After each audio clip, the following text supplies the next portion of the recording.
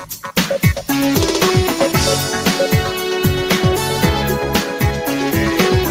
back to another episode of Recharging the Human Battery. I haven't been here for a couple weeks. It was a little family time in Mexico, but we're here on AM 950 radio, and this is Recharging the Human Battery. I'm your host, Dr. Stefano Sinicropi.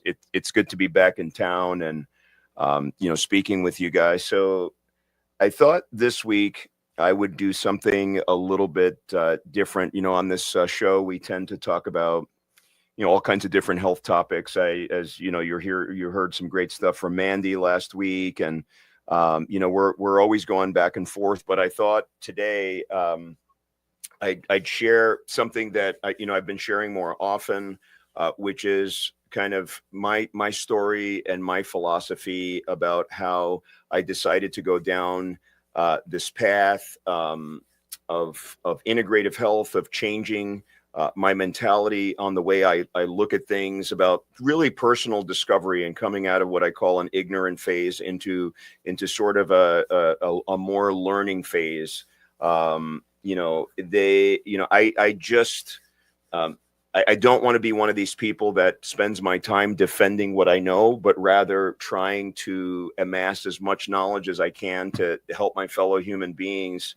And in my arena, that's more about health and wellness and, being resilient and things of that nature. And so I want to share a little bit about my story, which I recently talked about on a keynote address to a bunch of business leaders across the country, and what led to me deciding to start the podcast, start the integrative health clinics, and then eventually write the book, which is called Wellness at the Speed of Light, which comes out here in June. And it all stems from this. So I'll give you a little bit of a preview about what we're going to talk about on the other side of the break.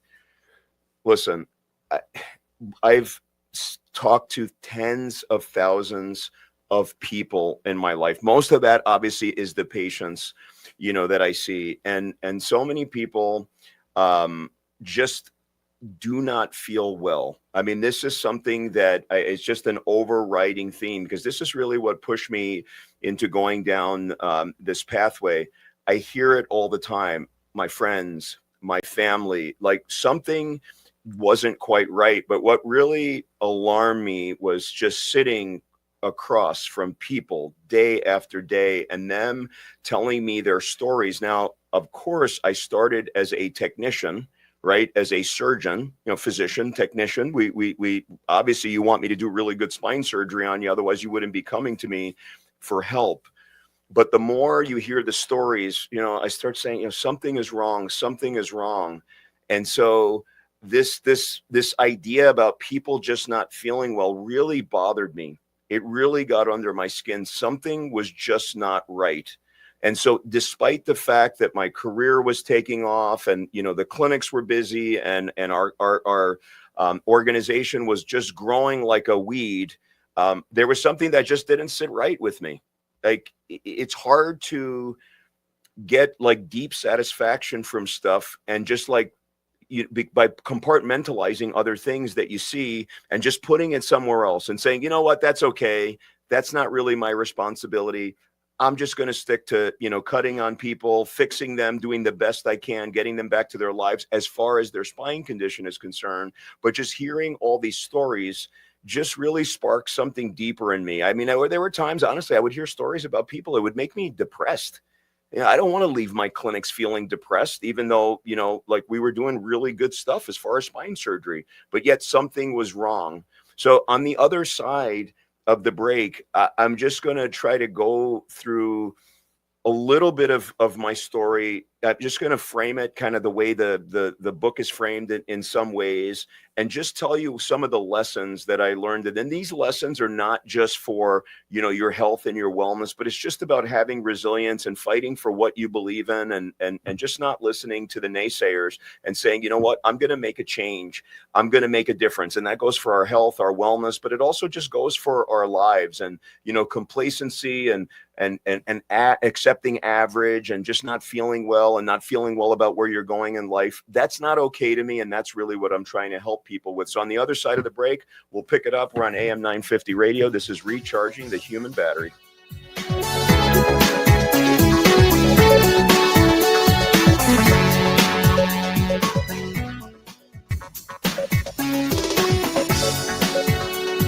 Okay, welcome back to Recharging the Human Battery. I'm your host, Dr. Stefano Sinicropi. We are on AM 950 radio. And, you know, to me, this is a special episode because, you know, again, a lot of times we just talk about all these different topics here and there, but people always ask me sort of, what's your origins to why are you doing this? That's the number one question that I get. You know, you're a spine surgeon, you've done this and that. Like, why this? Why the passion? Why the fire? Why be out there? Why are you putting yourself out there? You know, it's risky, you know, it's not your lane, you know, etc. And so this is really something that I'm going to be talking about a lot more.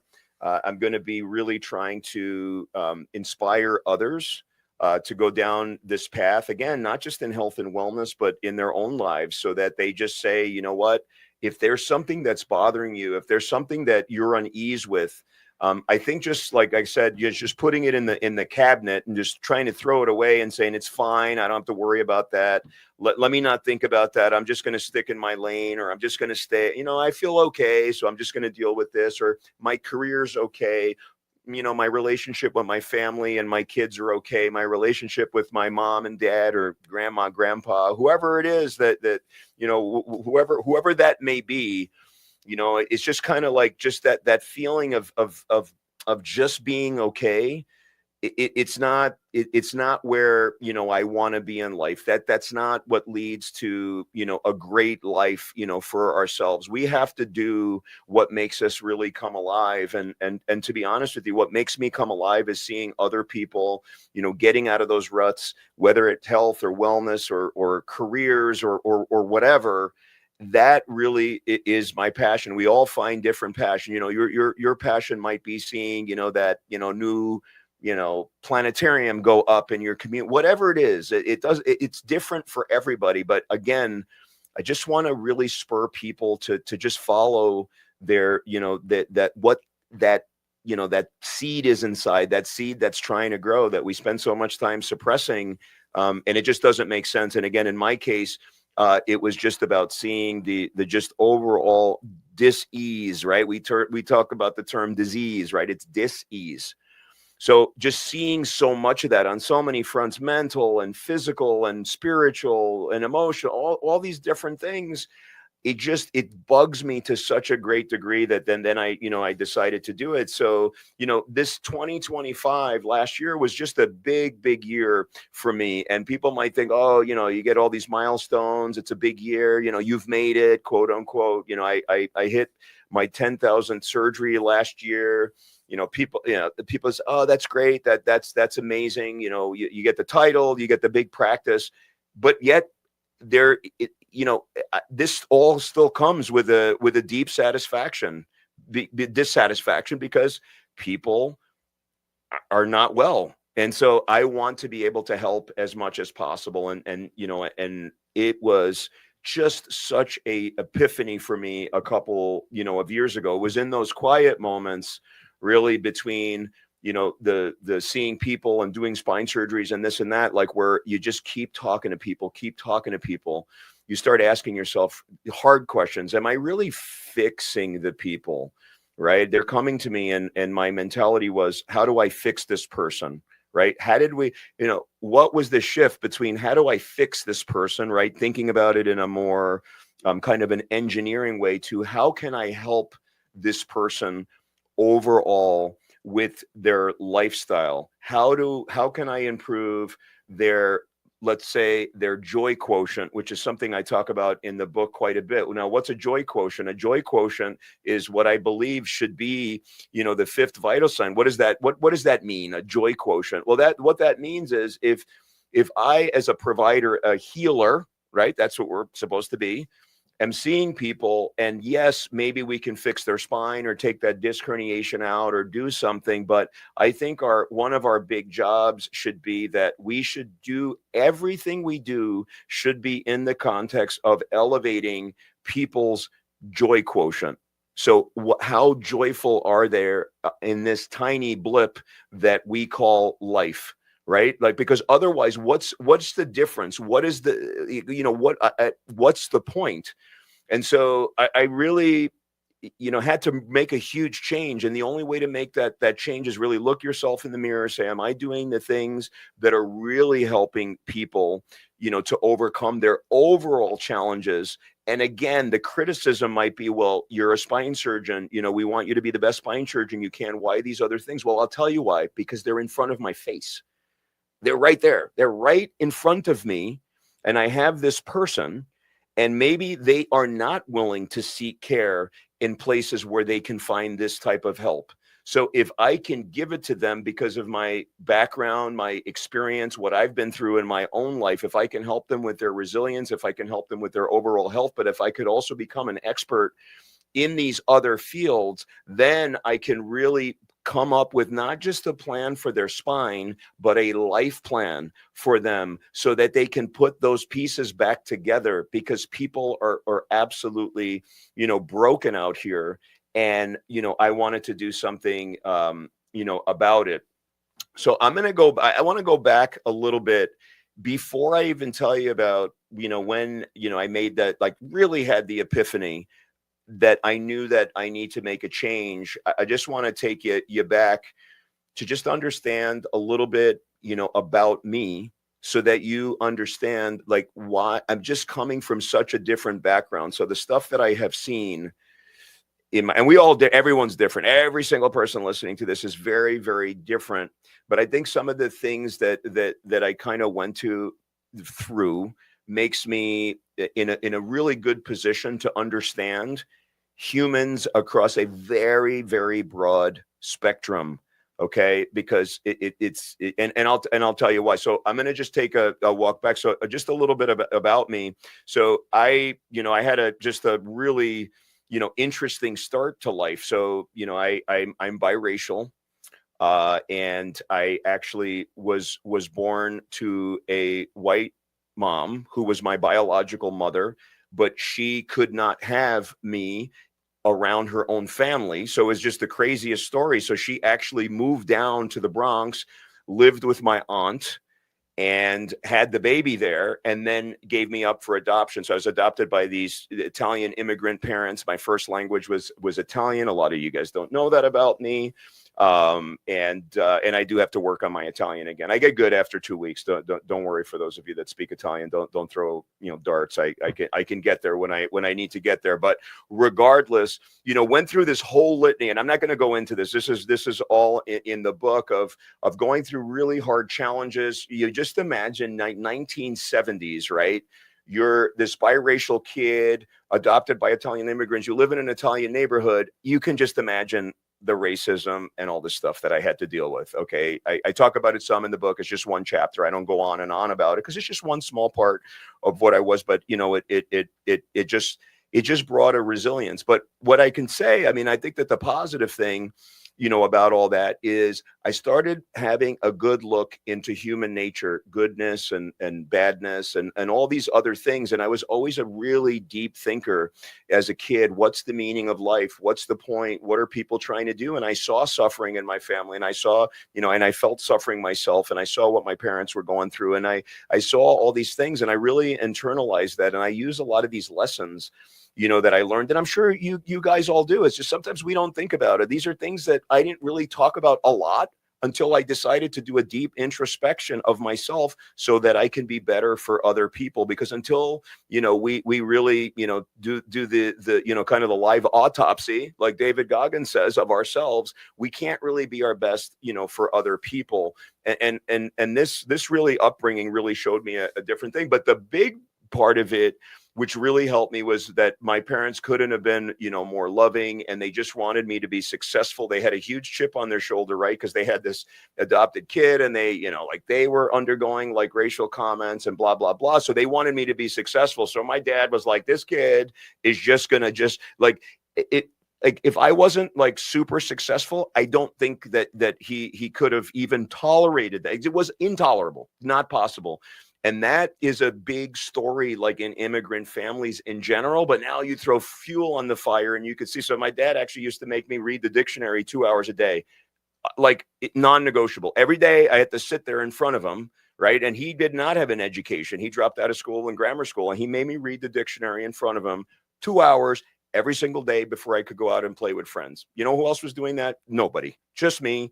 And I really, it started to impart a discipline in me. But what they also taught me is that I could be whatever I wanted to be. Don't worry about what the other kids were saying. Don't worry about your background, where you come from, this and that. You can be whatever you want to be. And this is a principle that I share with young people, and I talk about it when I when I give keynotes and stuff like that. But it's really an important concept of this, like not limiting ourselves. And so having this like more open mind eventually translated into being able to really make a really just be able to see what was directly in front of me, which was the disease in our population, and not just say, well, I have a good life, I'm a spine surgeon, who cares? They could just deal with it and I'm going to do my thing, but rather just open up my mind and speak about it, and be somewhat at times controversial, because it comes down to the background. And again, we could do this live autopsy for all you guys, and I'm sure it will pull out all kinds of great stuff from your childhood and then how it translates into the way you see the world. But when I was 13 years old, I was sitting at a table at my uncle's house. There was a judge sitting right in front of me, and I've never met this guy. I have no idea who this guy was. Apparently he's a big deal in that neighborhood. And so we're just sitting down, and I just started talking about, hey, I want to go to med school. And I was all excited already at 13. I just want to help people, like that kind of stuff. And he looked me dead in the eye, and he basically said, hey, he's like, kid, you got to be really smart to go to medical school. That's it. Just a complete judgment. Just look me right in the eye. And I could tell you, I think about that almost every single day. I've recently started talking about it. I just did a post on social media like a week ago or so. But, you can decide with those moments what direction you have to go in. And this is just literally this is one of the stories. I just had to go over and over. And I know those of you that are listening to this, you've had to go through these kinds of things, but it's about where you take rejection. It's just a signpost, right? You can go left or you can go right. And I chose to go in the direction of that, fueling my fire and wanting, even becoming even more hungry, right? So I show up at Columbia Medical School, talking to all the kids. I'm this kid. I went, I stayed in the Bronx. I went to Fordham University.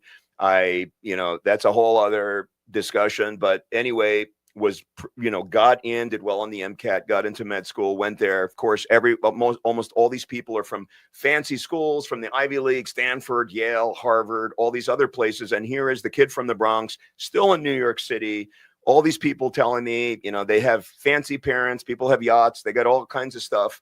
And so, of course, I have imposter syndrome at the time. But instead of just saying, I don't belong here, I don't know if this is right for me, let me do something else. No, it lit a huge fire in me and allowed me really to be very, very successful. And again, it's the way we take what's happened to us and then flip it around and do something about it, right? We need to do something about it. And by doing something about it, we could do bad stuff and let it like just kind of ruin our path and trajectory, or we can use it to, like really fuel the fire.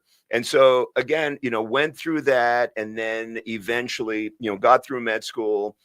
Was one time where I was interviewing for residency. I just remember, I'm not going to say the name. It was one of the Ivy League schools. And, I was talking about my upbringing in the Bronx, and I was just going through these things. And it actually was interesting because the person that was interviewing me was a psychiatrist, this female psychiatrist.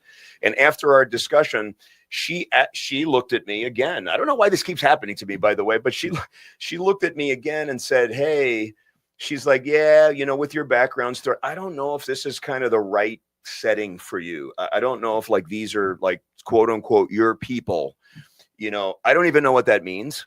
Okay. You could, I mean, I'll take whatever. We could go down different paths, but I was obviously very discouraged in the moment. I could tell you, I fought right back, and I just like really questioned her at the time. I was like, well, what do you mean? And she just kind of backtracked, and we went forward. And I actually got waitlisted at that school. And then I got in, which is interesting. So this, the person that they thought maybe wouldn't belong there, they still let me into that med school. Obviously I didn't go there. It left a little bit of a bitter taste in my mouth. I'm sorry for residency. I went somewhere else. Anyway, so moving along, how does that all translate? So had to go through all this stuff and then, flip over into then becoming a spine surgeon. So again, I'm telling you all this because I want you to understand that sometimes like this fight that we are having right now, the fight that I'm getting into right now, and that is the fight against insurance companies, the fight against the status quo, even the fight against the established medical system. People look at me and say, "Why are you fighting this battle? It's an unwinnable battle. You can't win it." Right? It's not winnable. First of all, I completely disagree with that. I think if we develop enough of an army of people like myself, like Mandy, and like so many other people that are stepping up and saying something is broken right now, right? That's why I tell these stories of resilience and getting over stuff, because we can make a difference. We can make an impact, right? How many things have people said is impossible that are now like commonplace, right? I don't have to tell you about like Roger Bannister's 4-minute mile, and I could go, like, this happens with everything. Simone Biles, all these people, they're breaking crazy barriers. They said it's not possible. And I've heard this so many times in my life. I know you guys have. And again, this is not just for your own health and wellness. This is for yourselves, right? It's just about being resilient. The difference between being resilient and not being resilient is the difference between having, a perception of a happy and satisfying life and being absolutely miserable because you let all those impossible things, all those no's, all those things. Oh, I'm not going to be, I can't make it. I can't do it. I'm from here. I'm this color. I'm this, race. Oh, the world is against me. That is a horrible way to live. And this is what I try to teach. And again, I'm trying to wrap this all up into kind of just a model about how we can approach our health, our wellness, ourselves, because again, a resilience is a huge pillar of just being mentally well. Right? You guys know it. You yourself may be very resilient. You might not be, but if just think about the people in your lives, those that are resilient tend to do dramatically better than those that fall apart the second something goes wrong, right? And we all know that. And sometimes it just feels like everything's snowballing, everything's going wrong at the same time. That's just part of life. It's what we do with it. So anyway, I'm just going to fast forward, and then I want to get into kind of some of the thoughts on the health system. Again, we've done this before, and what is the problem and what we need to do really to change it. So anyway, so I get into, and I just want to tell you about impossible again. So I get into practice, and practice is going well. And again, just built a great practice, really had some great partners. We started building this great practice, and lo and behold, one day we're told that some of our insurance company contracts are getting dropped. Okay. Now it turns out it was just a financial thing. And these companies were dropping private practices because they wanted to renegotiate and do all this stuff. But lo and behold, like, we were done, right? Our practice was done. In fact, one of the partners at our practice got up and left. He's like, we're done. It's over. Okay. We got a hole in the ship. I'm going to get off the Titanic on those lifeboats. You guys can have at it. You guys could be the captain, or those, in the movie Titanic, the guy's playing the violin. That's you. You do that. I'm out. So at that moment, we took what was an impossible task, because I honestly, anybody from the outside, we could have hired consultants. They'd say, you're done, dissolve, sell yourself to a hospital, do something. We said, no, we're not going to do that. So we dug deep. We ended up doing all of these deals with hospital systems here in town, and the practice literally exploded, right? At one point, we were down to 2 practicing providers. Now we are at 9. So we were able to take something that I'm just telling, like, people all over the place. You got to do this, you got to do that. I said, no, that's not what we're going to do, because we cannot then stick with our mission of being able to really provide patient choice the way we want to, allow our doctors to practice the way that we want to. We just weren't comfortable going into those constraints. So lo and behold, the impossible is possible. Okay. So that's just a little bit of the background. I literally can have a 10-hour show, like just talking about like stuff we've gone through. And you guys could all have 10-hour shows. Start your own show, start your own podcast, come on this radio station, start talking about your own stories. There's so much, to learn. So anyway, so we got this healthcare system, right? So I'm seeing all these sick people. People are not doing well. They're not happy. It's over and over and over again. This isn't like every third patient. This is like a lot, like a very large percentage of people. If you really dig in, they're not happy about some aspect of their health. And some are just quite frankly broken. Okay, we have a 4.9 trillion. I always quoted 4.4. We're now up to 4.9 trillion US spend on healthcare, mostly on sick care. That's staggering amount of money, but yet we are sicker than ever. How many more commercials could there possibly be when you're watching that sporting event about drugs? Do you see your family members getting better? Probably not. And this is the problem. We really have a sick care system. Okay, we're really not focusing on these people that are trapped in a system that promotes bad eating, promotes bad psychological practices, like, for example, scrolling on cat videos all day on Twitter. There's literally studies that have come out recently. I'm gonna just dumb this down. It basically, if you're scrolling on 5-second videos, you become stupider. Sorry, I'm not trying to offend anybody. You literally become dumber if you're scrolling on those videos, period. You go look it up yourselves, use your Chat GPT or Gemini or whatever you use, start pulling up those studies. We could do a whole entire episode on it. It's fascinating. It's just dopamine hits. It makes you dumber. Keep that in mind. But that's not it. It's everything. It's the ingredients in our foods. It's the pollution in our air. It's the exposure to microplastics in our foods, the 5G towers. I can go on and on and on. I mean, we are just crushing our biological, makeup and our setups. This is why we are not well. And that's one part of it. And there are reasonable solutions to that. Reasonable. I'm not saying we have the cure-all for everything. But on the flip side, the traditional medical system just takes you in and really takes most people seriously when you get really sick. Obviously, car accidents, stuff like that. I'm even talking about that when you have a massive heart attack or when you have a huge stroke. We're actually really good at saving people's lives doing that. It's fascinating. Like, I'm obsessed with that stuff. It is amazing. I mean, we can save lives, but like being 52 years old, having a massive stroke that possibly could have been prevented. Okay. And when I say possible, like a pretty high likelihood that it could have been prevented. And you end up staring at a brick wall in a nursing home with no window for the next 20 years. I don't think this is what anyone is really angling for. This is what our society has become. And I've said this, before about the whole sick care model. I listen to these doctors. I'm like in the doctor's lounge and I'm listening to people and they're talking about like amazing stuff. It's amazing. And like, don't get me wrong. And I'm actually going to talk about this more. I want to do doctors are some of the most dedicated people like I've ever seen. I hear stories after stories. I've had so many of them on my podcast. These people want to help. If they're in the right fields, they're helping. And some other things, maybe they're not having the entire tools, especially when we come to, like preventative medicine and integrative health. That's a whole other story. But they're sitting there and they're talking about, hey, this person's sodium is this, their creatinine is this, they're going to dialysis, and I'm talking about patients in the ICU. And that's all great. And and people have infections and they're coming off of like I said, like vascular, like just horrible, issues, and they're having bypasses and all this stuff. And that's great that we can keep people alive. We can keep people living. We can give them another day to be with their grandkids. Okay. Not always. Some people do expire, but we can save way more people than we can before.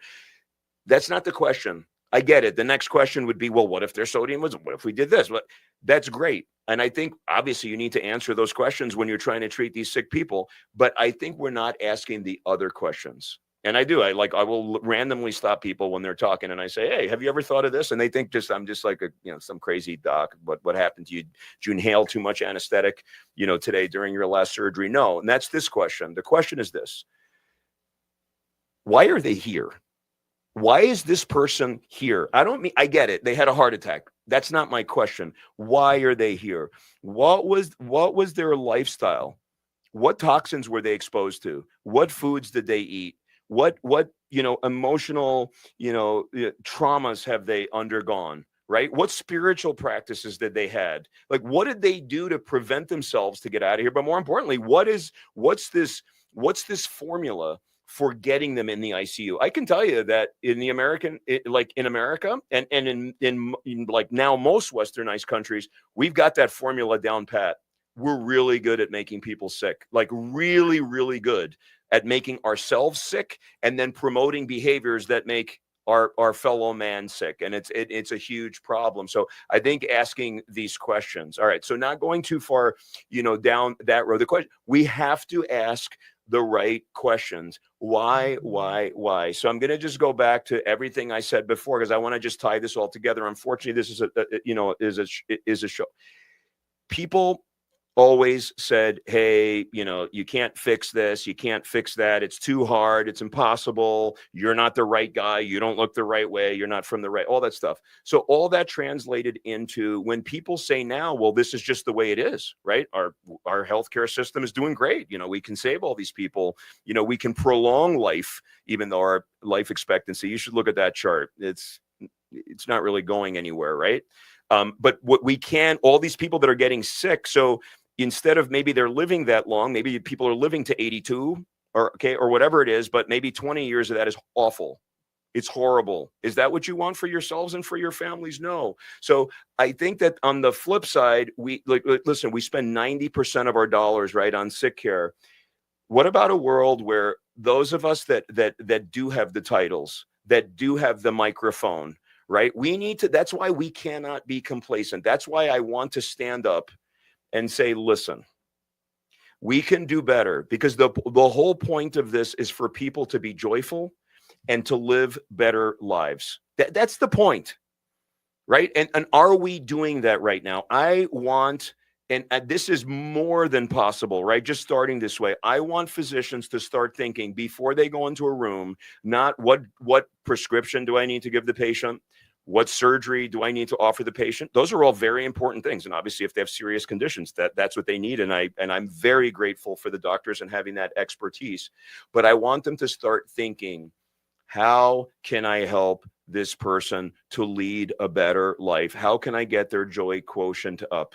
Okay. And the way to do that is to get out of our silos. This is the medical system. And again, we're all in silos. You guys are in silos, right? If every morning you start with a Frappuccino and 3 donuts, right? You're in a silo. It's not a good one, right? So we're all in these, but anyway, coming out of these silos and just rethinking, reframing the entire healthcare system and what the point is. Right now, when we say healthcare, it's really, how do we manage sick people?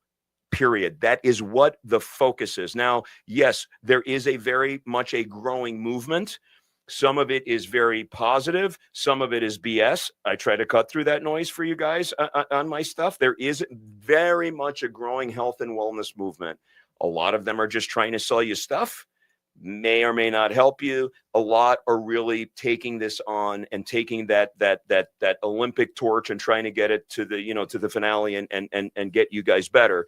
And so if we can just change, number one, our mindset, the way that we approach patient care. If I can move the needle an inch on this, if I can move just a few other physicians, practitioners, whoever out there has a lot of people that they kind of take care of, or even if they have one, if I can change this mentality just by saying how I changed, how I was in an ignorant phase, which I talk about a lot in the book, when I didn't know all these things, then that's a start. How can I really help this patient?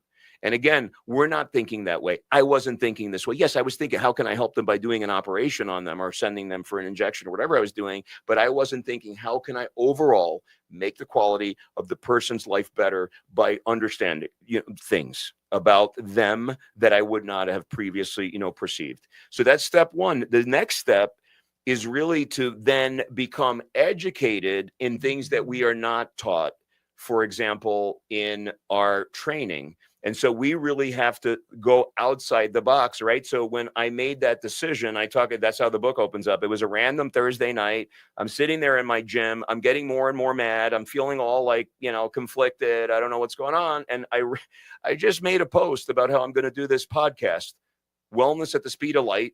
And we're going to just start getting experts on, and we're going to start figuring out what in the world is right and what in the world is wrong, and how can we fix it.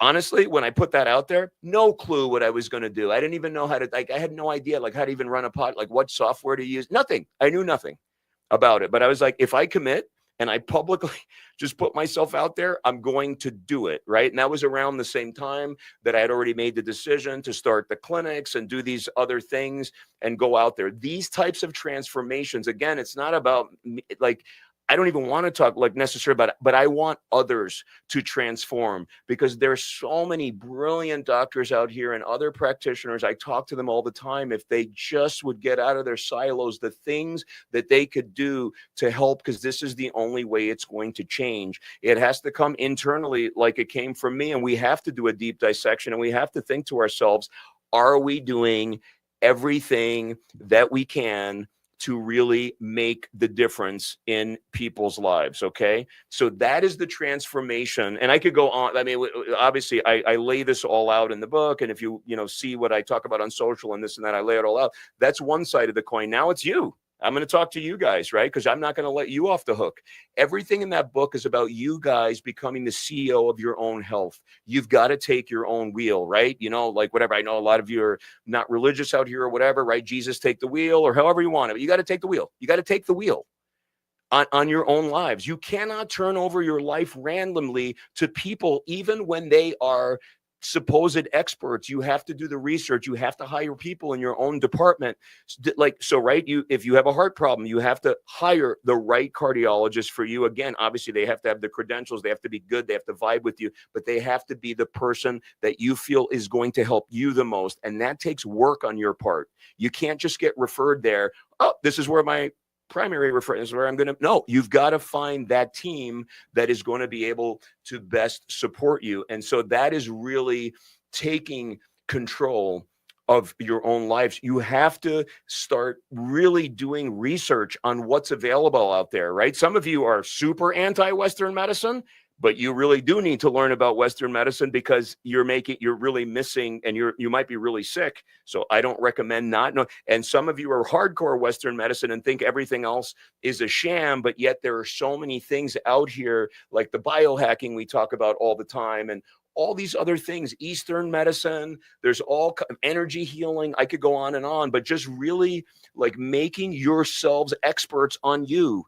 Who is more of an expert than you on you? So this is the message. We have to change on both ends. We have to change on the provider end.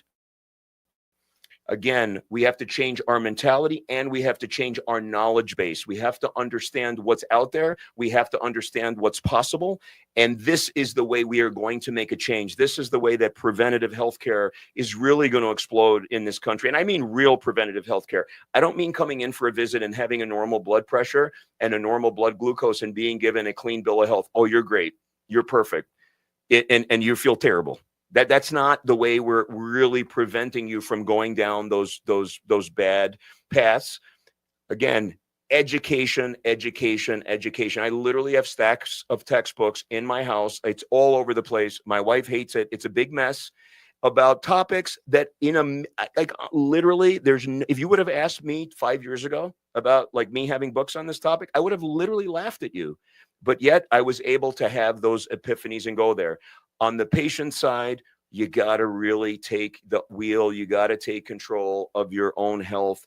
You've got to have resilience. For those of you that have suffered a long time, take the message of what, like happens to you when you've been told, no, this is impossible, this is whatever. I'm telling you, there are solutions to most things. There, like that unwellness that you're feeling, that, both physical and psychological, there really are solutions, but they may not be in the traditional medical system. There may be a whole host of other things that can literally change your life. And it starts with diet and sleeping better and taking care of your psychological, emotional, and spiritual health, and so on. So as you can hear, I mean, I couldn't be more passionate about this stuff. I'm going to keep, talking about it. I'm sure, because I didn't have enough time to really dive deeply into all these different topics. You're wanting more, and we can certainly get into it. Leave your comments down below if there's something specifically you want me to talk about for an entire episode, because honestly, everything I've talked about is an entire other episode. Okay, it just depends on kind of what you guys want to hear. So on the other side of the break, I'm going to give you my 7 laws for living a full life.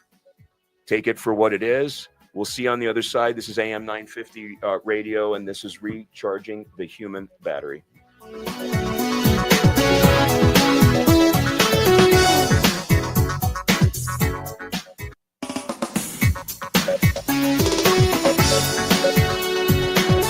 Okay, we're back to Recharging the Human Battery radio. I'm your host, Dr. Stefano Sinicropi. We are on AM 950 radio, and, I'm pretty fired up right now because I love talking about this stuff. I love talking about, epiphanies and changes and getting out of silos and resilience and helping you guys really put your lives back together, both in a health and wellness fashion, but just in anything. And this is really, my passion. I have so many talks coming up on the topic of resilience and just leading people's best lives, and on the healthcare system and this and that. I'm going to spend a lot of my time and then doing the book tour this year. It's going to be, I'm so excited about 2026, but I'll be more excited if you guys are doing better, if you guys are taking your health and wellness seriously, because without that, everything else is just, it's not going to go well, and you're just not going to be able to live your best life. So on that note, I'm going to leave you with my 7 laws of really living fully. Leave the comments again, reach out to me. I'm happy. So here's law number 1, the law of directional rejection. That means when you get rejected, when people tell you no, when they say it's impossible, you can choose to use it as fuel. You can choose to use it as your why, or you can use it as, oh my God, people are talking about me. This is never going to work. I'm just going to go hide in this corner. I'm just going to do this. It's not for me.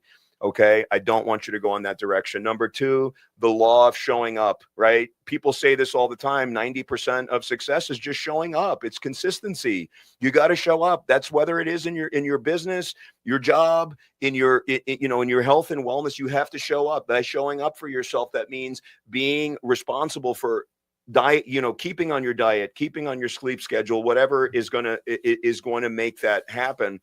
As far as, just being successful just in life at the things you guys want to do and aspire for, my favorite phrase, volume negates luck.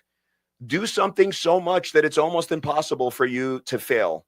Okay. And I know that sounds like way out there, but I'm just telling you, if you do that, if you believe in something, just keep doing it and keep doing it and keep doing it to the point it's literally not reasonable for you to fail. The next is a law of radical responsibility. Remember, you're your own bottleneck. Don't point fingers at other people. Don't do anything. It's not the mayor. It's not the president. It's not the government. It's us. It's the way we perceive ourselves. Do what you can with what you have. You're your own rescue team, but you're also the rescue team for those around you. So be that rescue team for people. Law number 4, the law of your inner voice. And this has really, this has served me so much. Listen to the experts, take it in, listen to the news, get all this different information. But at the end of the day, trust your own gut. No one knows you like you know yourself. Your intuition needs to be your compass. I'm telling you, this is the way to go. I mean, your real intuition, not your friend's intuition, your intuition. You got to be in a silent place to listen to what you're really trying to tell yourself. Law number 5, biggie, the law of passion. Okay. When people start asking you why you're doing so much, you're in the right place. I'll just leave it right there. Passion is going to lead to success. Number 6, the law of service. When we focus on ourselves, we get tired. When we focus on helping others, It energizes us beyond, like, the amount of energy that's available out there is literally infinite. Focus on your kids, your community, your clients. This is how you're going to recharge yourself. Okay. And the law number 7, and the last one, the law of the journey. How many people are listening to this right now and you say this to yourself? I'll be happy when I have this much money. I'll be happy when I buy that house.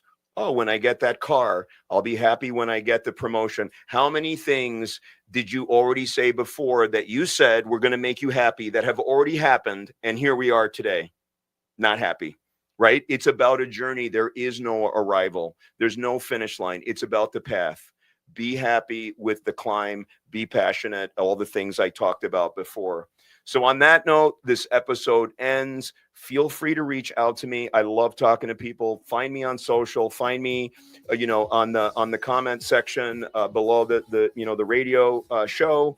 Love to talk to people. Reach out. Be well. Be the CEOs of your own healthcare. Don't take no for an answer. Be resilient and fight back. This is Dr. Stefano Sinicropi. This is Recharging the Human Battery Radio. We're on AM 950, and we will see you next week.